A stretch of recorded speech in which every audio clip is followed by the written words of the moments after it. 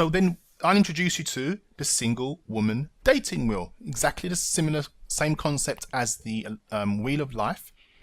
And you do the same thing with her here. Approaching men, doing more, past, understanding men, what you want, issues, readiness, confidence. And like I said, we can go over all this on the course, but this basically is an idea that you could go through. You go through it with her. For example, is she confident about, how does she feel about approaching men? If she doesn't feel that she's confident to approach men, then that will be a 0. She put a line in the center. If she's confident, then it'll be a 7, 8, or 9, or 10 up there, that area there. And then you join all those lines all together. And then we can work on what areas she needs to work on. And then you need the questions plans. What are the questions that she could ask? You could ask is, what are the top 3 things you would like to know about him? Top 3 things. Write them out as 3 different questions.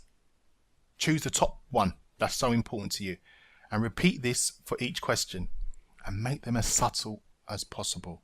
Not too aggressive and not too blatant. And start to say them out aloud to yourself and in the mirror. I know this sounds crazy, but get them to get into that mindset. Because what they're doing is they're preparing themselves and training themselves. So when they actually do meet him, it flows off. And she's not going to be, oh, I don't know what to say. And then she starts getting nervous and start getting sweaty and all those things. And then it just all goes pear-shaped. So start to say them out aloud. When you're in the shower, when you're in the car, when you're on the train, just talking to yourself. Just keeps, well, not on the train, obviously, but just start talking to yourself about that as well.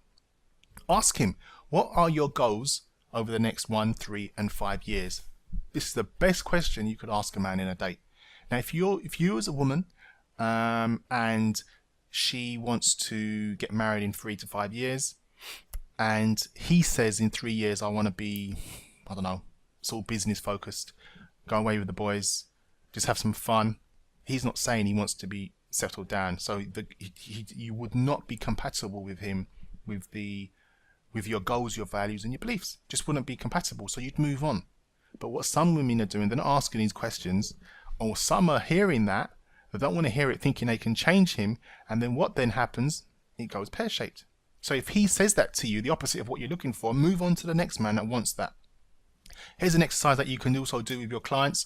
50 things that make me happy. Get them to write them down as quick as possible and identify the areas, the top 5 areas that they should be that makes them happy. And I guarantee you, most of those top 5 they're not doing.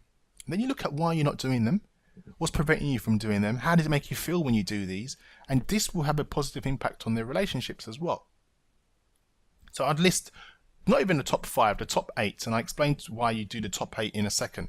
So then we'd move on to,